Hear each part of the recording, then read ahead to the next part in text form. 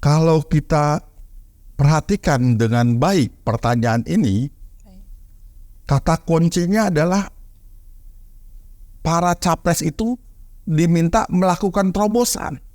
Terobosan apa gitu kan? Nah, jawaban yang disampaikan oleh para capres itu sama sekali tidak ada terobosan. Beliau-beliau itu menyampaikan secara normatif. Saya tadi berharap di antara para calon itu ada yang bilang, siapkan 100 peti jenazah, satu buat saya kalau saya korupsi. Nah, kalau itu dilakukan, kita ada tanda-tanda pemberantasan korupsi akan berhasil. Ada 2 jenis golongan masyarakat atau golongan manusia yang tidak mau atau susah menerima masukan, saran, pendapat, bahkan nasihat. Apa Yang Pak? pertama, orang yang sedang jatuh cinta. Oke. Yang kedua, para pendukung capres.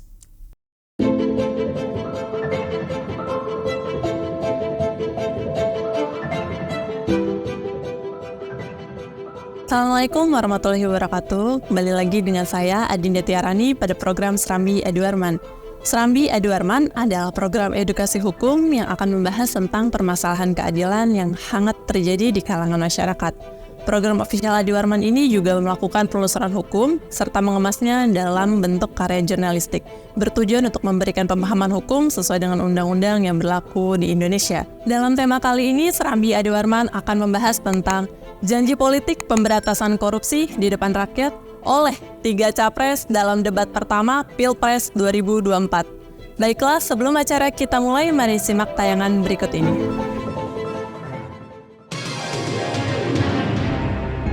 Pertanyaan untuk sub tema pemberantasan korupsi.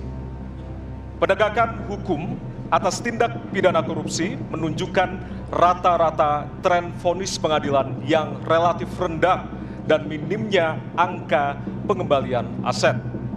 Pertanyaan, apa terobosan yang akan Anda lakukan untuk menimbulkan efek jera bagi pelaku korupsi sekaligus menyelamatkan aset negara yang dikorupsi? Koruptor dijerakan dengan undang-undang perampasan aset disahkan dan hukumannya mengikuti pemiskinan. 1. Yang kedua, yang tidak kalah penting, Undang-Undang KPK harus direvisi sehingga KPK menjadi lembaga yang kuat kembali.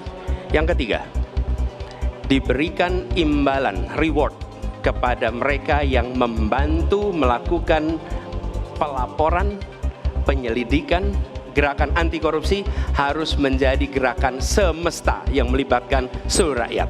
Kemudian yang keempat, yang tidak kalah penting, adalah standar etika untuk pimpinan KPK harus standar yang tinggi. Terima kasih.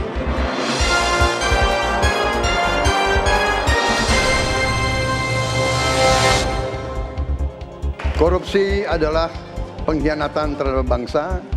Korupsi harus diberantas sampai ke akar-akarnya. Kita harus perkuat KPK, kita harus perkuat juga kepolisian, kita harus perkuat juga kejaksaan, kita harus perkuat ombudsman, semua badan-badan yang bisa membantu untuk mitigasi korupsi harus kita perkuat. BPK, BPKP, inspektorat di tiap kementerian ini harus diperkuat.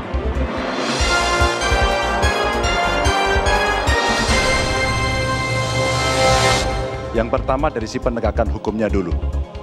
Maka kalau saya mulai dari sini, maka yang mesti dilakukan adalah pemiskinan. Yang kedua, perampasan aset. Maka segera kita bereskan undang-undang perampasan aset dan untuk pejabat yang korupsi bawa ke Nusa Kambangan. Namun yang perlu diberikan adalah contoh dari seorang pemimpin bahwa dia hidup sederhana, dia tidak bermewah-mewah, dia mengajarkan bagaimana integritas itu dibangun. Untuk para pejabat, ada 2 yang penting sekali. 1, biarkan mereka berkembang dengan meritokrasi yang baik, sehingga pada saat menduduki jabatan, tidak ada lagi jual beli jabatan. Yang kedua, jangan biarkan mereka store pada pemimpinnya. Ternyata pada isu ini di antara tiga kami relatif sepakat. Mudah-mudahan ini harapan baik untuk masyarakat. Inilah janji politik di depan rakyat.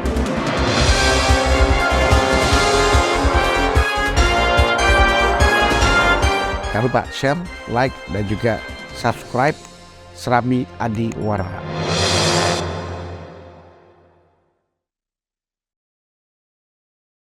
Saat ini kita sudah bersama dengan Bapak Adi Warman. Mari kita sapa terlebih dahulu. Assalamualaikum Pak Adi. Waalaikumsalam warahmatullahi wabarakatuh. Bagaimana Pak kabarnya? Alhamdulillah sehat. Alhamdulillah. Mbak Dinda gimana, sehat? Sehat Pak. Selalu sehat. Selalu sehat dan selalu semangat Pak Adi. Oke, Pak Adi, seperti yang kita ketahui belakangan ini kan hukuman vonis pengadilan terhadap para pelaku korupsi itu kan rendah-rendah ya Pak Adi. Belum juga termasuk dengan pengembalian aset yang dinilai kurang. Kebetulan pada debat Capres 2024 ini ada pertanyaan yang bunyinya seperti ini Pak Adi. Apa terobosan yang Anda lakukan untuk menimbulkan efek jera bagi pelaku korupsi sekaligus menyelamatkan aset negara yang dikorupsi? Apakah nih Pak Adi, jawaban dari para Capres itu sudah menjawab pertanyaan tersebut Pak Adi? Monggo silakan Pak Adi. Tentunya saya menjawab pertanyaan ini dalam kapasitas saya selaku Ketua Umum Gerakan Nasional Pemberantasan Korupsi. Sebelum saya menjawab, tentunya saya memohon maaf kepada seluruh sahabat Serambi Adi Warman bahwa apa yang akan saya sampaikan ini adalah netral, tidak berpihak kepada satu pasangan capres manapun juga. Mengingat dan saya memahami sekali bahwa ada dua jenis golongan masyarakat atau golongan manusia yang tidak mau atau susah menerima masukan, saran, pendapat, bahkan nasihat. Apa Yang pertama, orang yang sedang jatuh cinta. Oke. Ya. Yang kedua, para pendukung capres. Apabila capresnya dibicarakan. Nah, untuk itu saya mohon maaf dulu bahwa ini saya lakukan dalam rangka edukasi hukum. Tidak ada maksud apapun juga.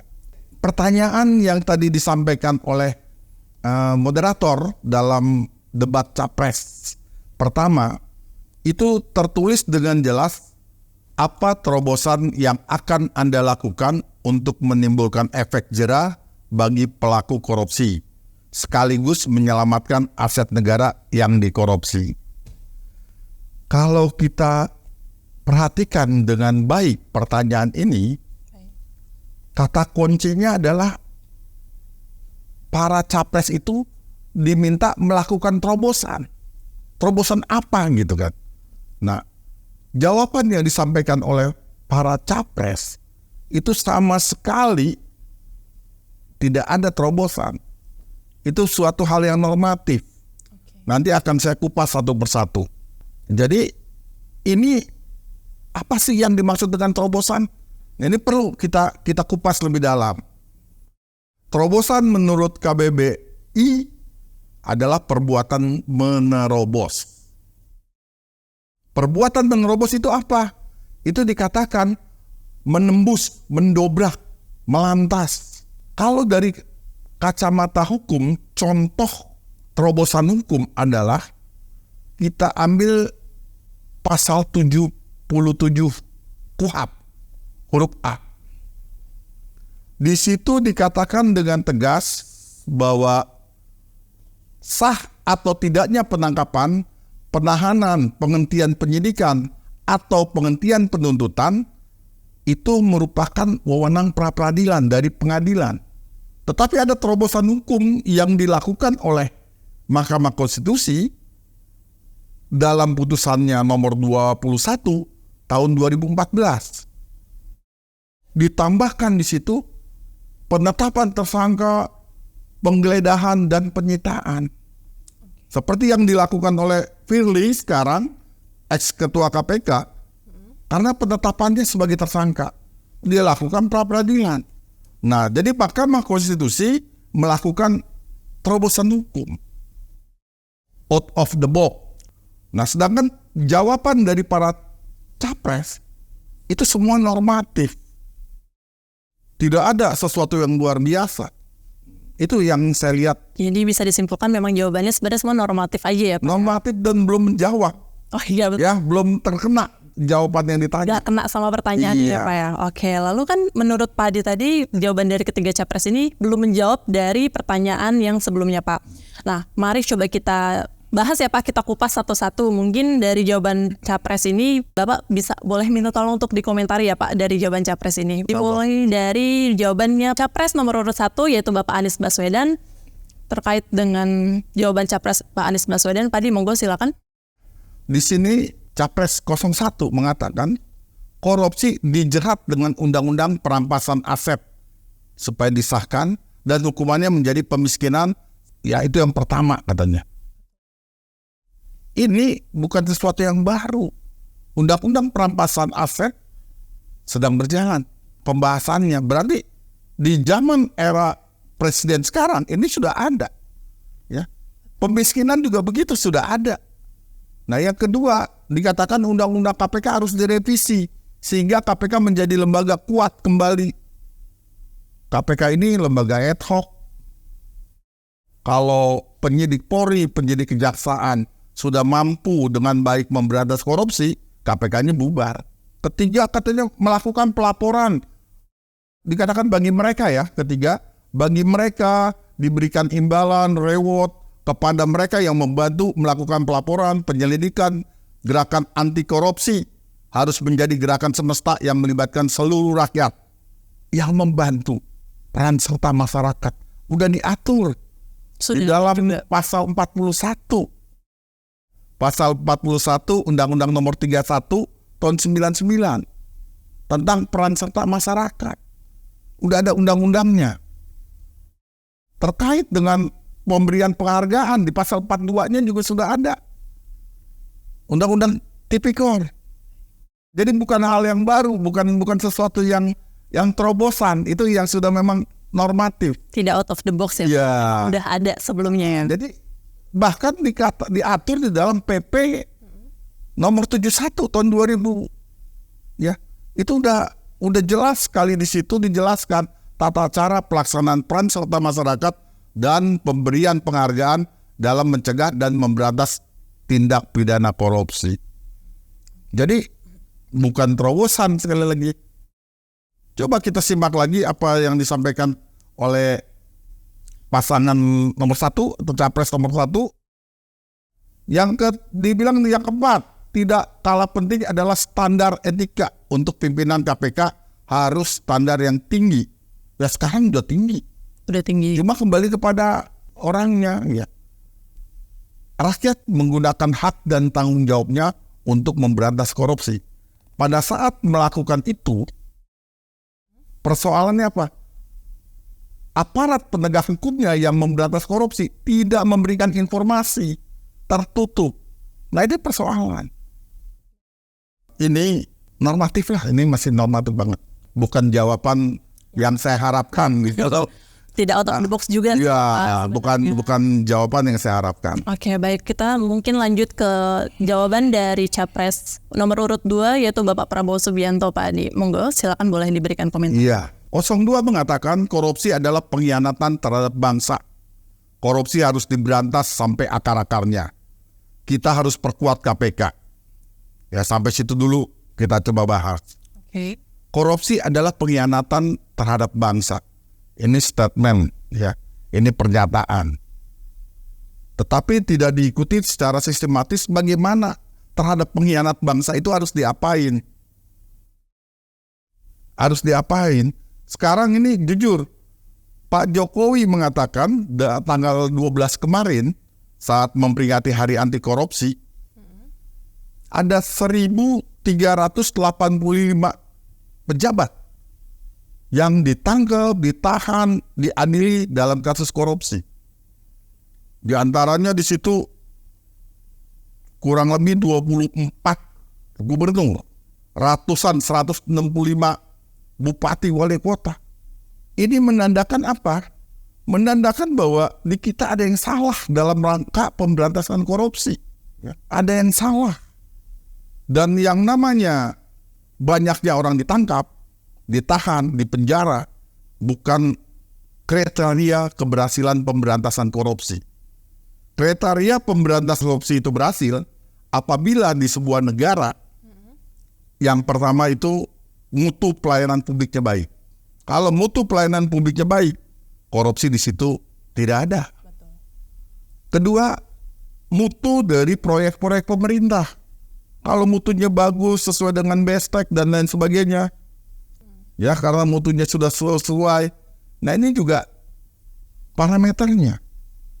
Yang ketiga parameternya, buruh tidak lagi teriak tentang UMR. Nah kalau di situ masih ada, ya masih tempatnya tanda petik sarang koruptor. Jadi tolok ukur pemberantasan korupsi itu berhasil apabila kesejahteraan masyarakat meningkat. Sekarang pertanyaan sederhana, apakah saat ini kesejahteraan rakyat meningkat? Silakan sahabat Serambi Adi Warman yang menjawab. Terus dikatakan ini harus memperkuat KPK. Ya semua juga teriak kita memperkuat KPK. Presiden sekarang juga memperkuat KPK. Tapi faktanya ketua KPK sendiri jadi tersangka korupsi. Nah, terus lagi dikatakan harus perkuat kejaksaan, harus perkuat ombudsman, polisi, badan-badan yang membantu mitigasi korupsi. Jadi Pak Prabowo mengatakan mitigasi korupsi bencana nih, bencana non alam, ya bencana korupsi yang harus kita perkuat. Ada BPK, BPKP, inspektorat di kementerian yang harus diperkuat. Saya menyoroti ya, ini juga hal yang normatif. Karena memang sudah ada semua. Jawaban ini juga tidak sesuai harapan Ketua Umum GNPK. Oke, lalu mungkin bisa Pak Adi lanjut ke jawaban Capres nomor urut 3 yaitu Bapak Ganjar Pranowo. Capres nomor 3 mengatakan yang pertama adalah penegakan hukumnya. Betul. Penegakan hukumnya dulu. Maka kalau saya mulai katanya, maka mesti dilakukan adalah pemiskinan, ya itu sama-sama aja. Sama ya, betul. di undang-undang udah ada perampasan aset sedang dilakukan. Kita bereskan undang-undang perampasan aset, ya berarti sedang proses. Pejabat yang korupsi di Nusa Kambangan masih normatif semua. Terus mencontohkan, ini juga bukan sebuah terobosan. Karena sekarang Pak Jokowi sudah mencontohkan banget. Sederhana hidupnya, pakaiannya sederhana. Ini belum yang dikategorikan terobosan. Sebelumnya nih, saya mau memberikan pertanyaan yang sama juga nih kepada Pak Hadi terkait dengan apa terobosan yang akan Anda lakukan untuk menimbulkan efek jera bagi pelaku korupsi sekaligus menyelamatkan aset negara yang dikorupsi. Kalau pertanyaan ini tuh ditujukan kepada Pak Hadi sebagai Ketua Umum Gerakan Nasional Pemberantasan Korupsi Pak Hadi, apa yang akan Bapak lakukan? Monggo. Yang pertama dan utama saya lakukan revolusi hukum. Revolusi hukum itu yang seperti apa Pak Hadi? Dengan menggunakan 3 pendekatan. Yang pertama itu pembenahan aparatur penegak hukumnya. Oke. Mulai dari rekrutmen, yang tadi dikatakan oleh Pak Ganjar terkait dengan suap menyuap dan lain sebagainya, mulai rekrutmen, karirnya, kesejahteraannya, itu dari manusianya, manusia penegak hukumnya yang harus kita evaluasi. Yang kedua adalah lembaga penegakan hukumnya. Lembaga penegakan hukumnya harus dievaluasi. Di kita terlalu banyak lembaga, bahkan ada komisi-komisi yang membuat pekerjaannya tidak efektif, hanya menghabiskan uang negara.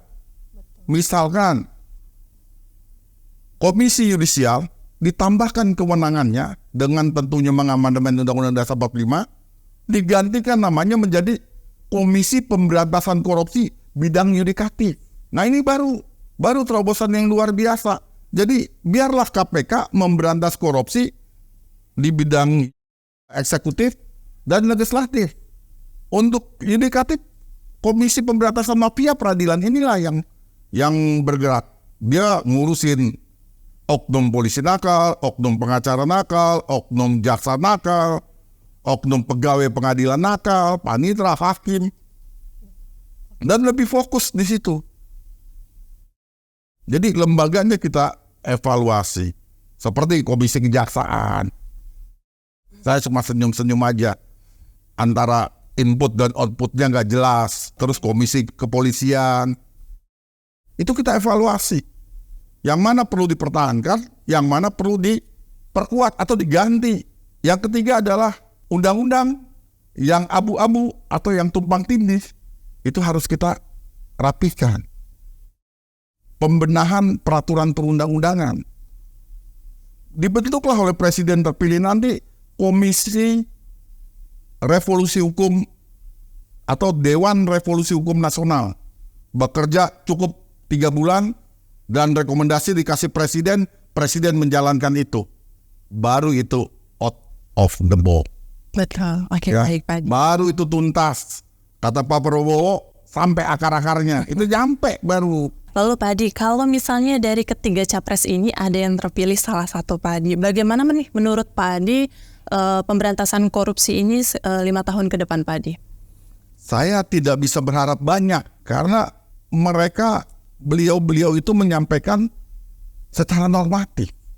Saya tadi berharap di antara para calon itu ada yang teriak, siapkan 100 peti jenazah, 1 buat saya kalau saya korupsi. Nah, kalau itu dilakukan, kita ada tanda-tanda pemberantasan korupsi akan berhasil.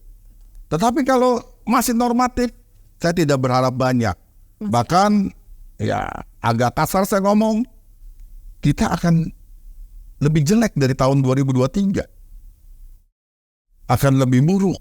Karena tidak ada keinginan secara luar biasa, karena korupsi itu luar biasa, secara luar biasa dari para capres kita ini.